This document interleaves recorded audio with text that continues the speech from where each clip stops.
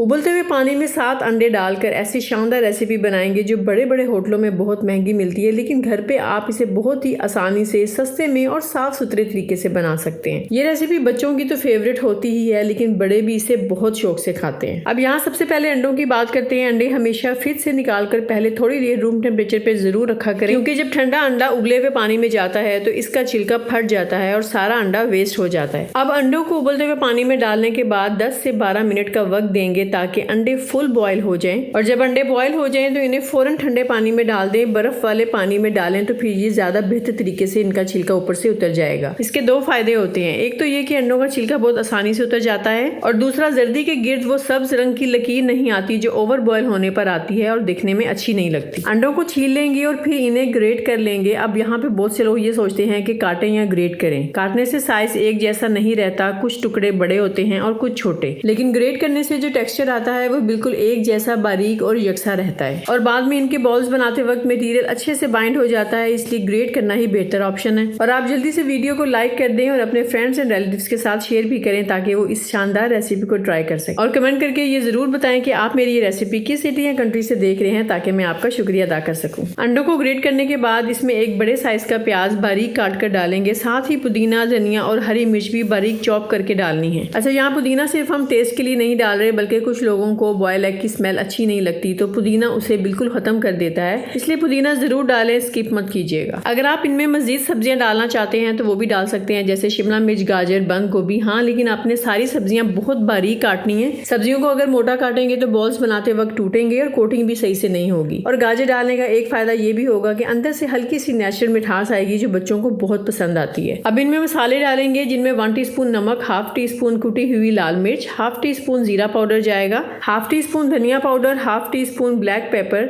Half tea spoon garlic powder जाएगा, और last में 1 टेबल स्पून चिकन पाउडर डालेंगे। गार्लिक पाउडर और चिकन पाउडर टोटली ऑप्शन है, अगर आपके पास अवेलेबल नहीं है तो आप इन्हें स्किप कर दें। अगर आप गार्लिक पाउडर की जगह लहसुन का पेस्ट डालना चाहते हैं तो हाफ टी स्पून लहसुन का पेस्ट भी ऐड कर सकते हैं। जिन घरों में बच्चे छोटे हैं और तेज मिर्च खाना पसंद नहीं करते, वो लाल मिर्च बिल्कुल स्किप कर दें और सिर्फ ब्लैक पेपर ही डालें। जायका भी अच्छा आएगा और बच्चे भी खुश हो जाएंगे। अब बाइंडिंग के लिए इसमें 2 टेबल स्पून कॉर्नफ्लावर डालेंगे। कॉर्नफ्लावर सिर्फ बाइंडिंग ही नहीं करता, बल्कि ये फ्राई करते वक्त बाहर से एक क्रिस्पी लेयर भी बना देता है। और अगर आप कॉर्नफ्लावर की जगह मैदा यूज करेंगे तो वो बाइंडिंग तो कर देगा, लेकिन क्रिस्पी टेक्सचर नहीं लेकर आएगा, इसलिए कॉर्नफ्लावर जरूर डालिएगा। जब मटेरियल अच्छे से बाइंड होना शुरू हो जाए तो छोटे छोटे बॉल्स बना लें। बॉल्स बनाते वक्त हल्का हाथ गीला जरूर रखें, इससे मटेरियल बहुत अच्छे से चिपक जाता है और बाइंडिंग भी बहुत अच्छी होती है और बॉल्स भी बहुत अच्छी शेप में आ जाते हैं। साइज एक जैसा रखें ताकि फ्राई करते वक्त सब एक साथ बराबर पके। अब कोटिंग के लिए स्लरी तैयार कर लेते हैं। 2 टेबल स्पून मैदा और पानी थोड़ा सा मिलाकर इसकी पतली सी स्लरी बना लेंगे। कंसिस्टेंसी आपने बहुत ज्यादा गाढ़ी नहीं रखनी, ना ही ज्यादा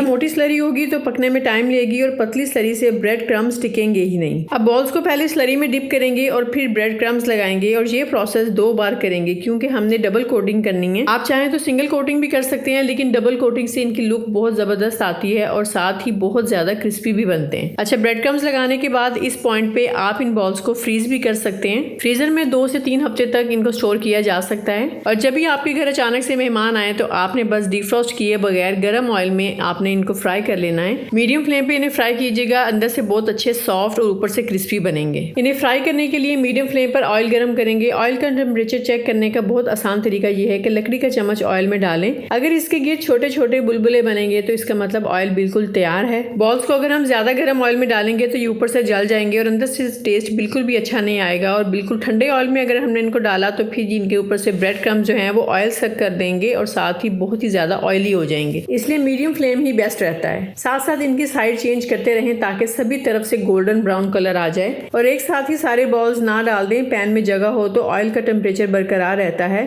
ज्यादा भर देंगे तो टेम्परेचर गिर जाता है और क्रिस्पी भी नहीं बनते। सारे बॉल्स का जब खूबसूरत सा गोल्डन ब्राउन कलर आ जाए तो इन्हें प्लेट में निकाल लेंगे। इनको एग लॉलीपॉप की शेप देने के लिए अंदर फ्रूट स्टिक्स डाल दें। अगर फ्रूट स्टिक्स ना हो तो फिर आप टूथपिक भी डाल सकते हैं। इस तरह आप बच्चों को बनाकर देंगे तो बच्चे बहुत ही शौक से खाएंगे और आपके मेहमान भी इम्प्रेस हुए बगैर नहीं रह सकेंगे। इन एग लॉलीपॉप को आप टमाटो केचप, चटनी या अपनी पसंदीदा डिप के साथ पेश करें। बाहर से बेहद क्रिस्पी और अंदर से शानदार फ्लेवर के साथ ये रेसिपी बनती है। और हाँ, जब आप इन्हें प्लेट में सर्व करें तो अपने लिए याद से निकाल के रख लें, क्योंकि देखते ही देखते सारी प्लेट खाली हो जाती है। इसलिए पहले ही अपने लिए साइड पर निकालना मत भूलिएगा। आपको ये रेसिपी कैसी लगी जरूर कमेंट करके बताइएगा। अपना फीडबैक जरूर दीजिएगा। जाते जाते वीडियो को लाइक, शेयर शेयर और रीपोस्ट भी करना मत भूलिएगा।